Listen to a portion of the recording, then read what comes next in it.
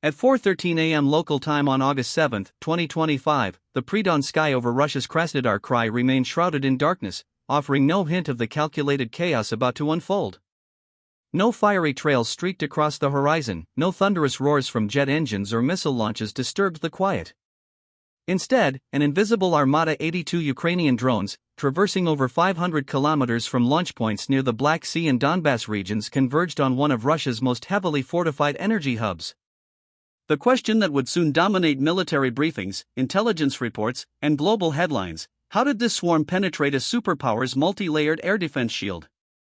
Radar operators in mobile command vans froze as their screens bloomed with erratic blips too many to prioritize, too deceptive to track. Meanwhile, onboard AI autopilots and the lead drones recalibrated trajectories mid-flight, curving around wind shear and electronic interference. By dawn, the Aphipsky oil refinery, one of Russia's most guarded and productive facilities, was ablaze, leaking fuel and hemorrhaging operational momentum. This wasn't a conventional airstrike with jets or missiles, it was a symphony of code, kinetics, and exploited vulnerabilities that rewrote the rules of modern aerial warfare.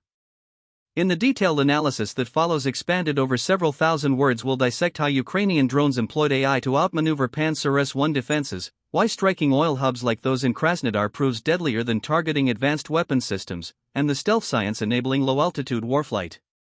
This narrative draws from verified reports, technical breakdowns, and expert insights, transcending recycled TV news or superficial headlines. It's a comprehensive battlefield technology deconstruction, the kind you won't find in mainstream outlets. If you're drawn to the unvarnished stories of war that headlines gloss over, consider subscribing for ongoing coverage.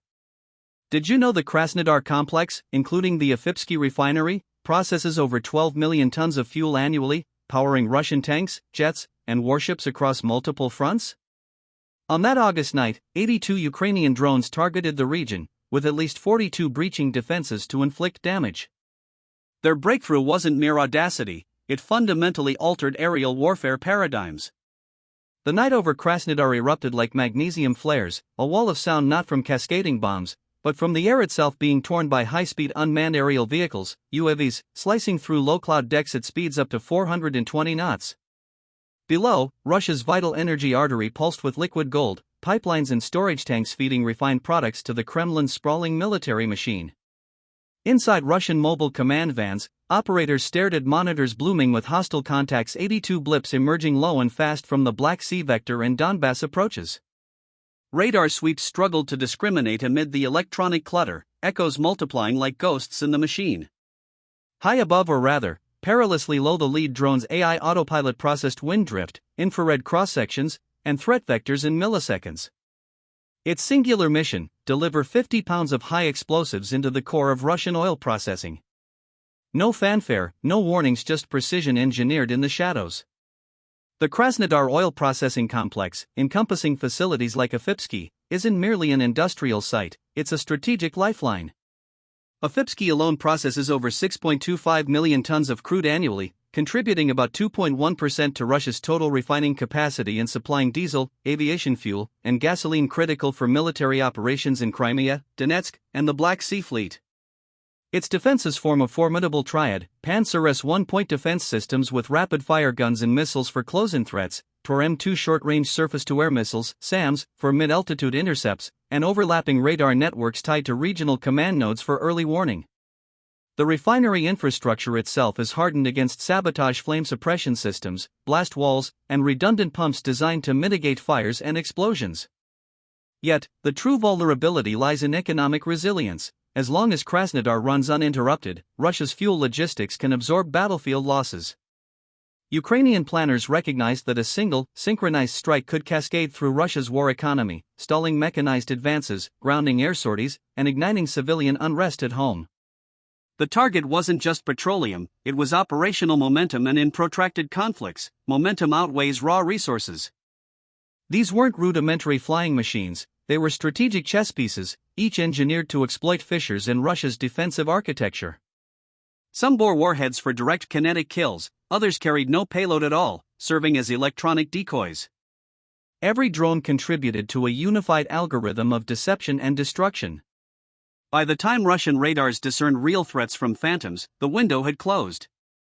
Intriguingly, the most lethal elements in the swarm weren't even built for destruction, they were enablers, drawing fire and creating breaches for the payload carriers.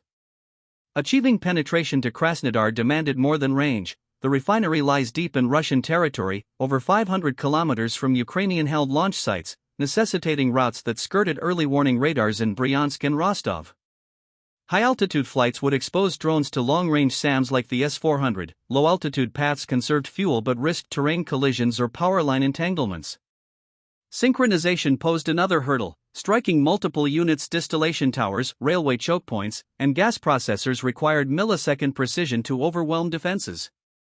Arrive too early, and pantsers could focus fire; too late, and surprise evaporates. Electronic warfare, EW, added complexity. Ukrainian jammers could blind radars, but over-aggression might provoke automated responses, like panzer barrages into empty skies.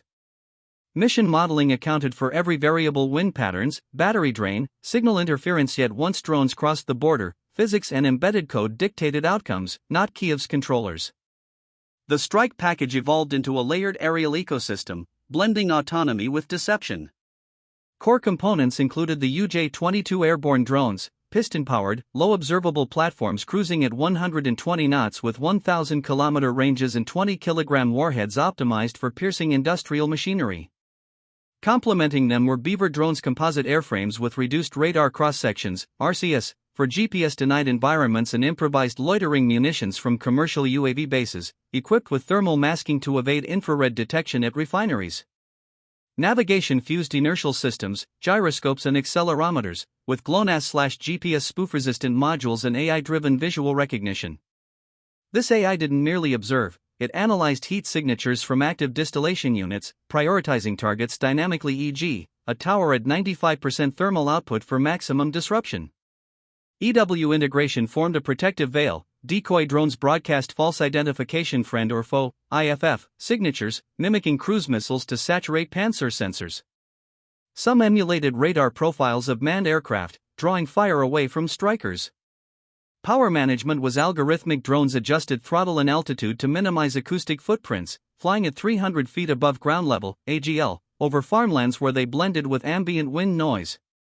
By launch, Ukraine had orchestrated a fully autonomous, multi-vector assault capable of outthinking human reaction times on the Russian side.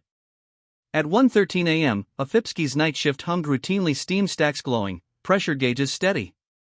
65 kilometers out, initial decoys flared on Russian radars, prompting panzer turrets to unleash tracer bursts into voids.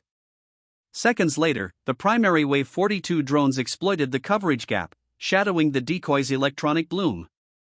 A lead Beaver descended to 180 feet, skimming storage tanks. AI confirmed, Unit 3 distillation tower active, 95% thermal signature. Lock acquired, kill probability 0.94.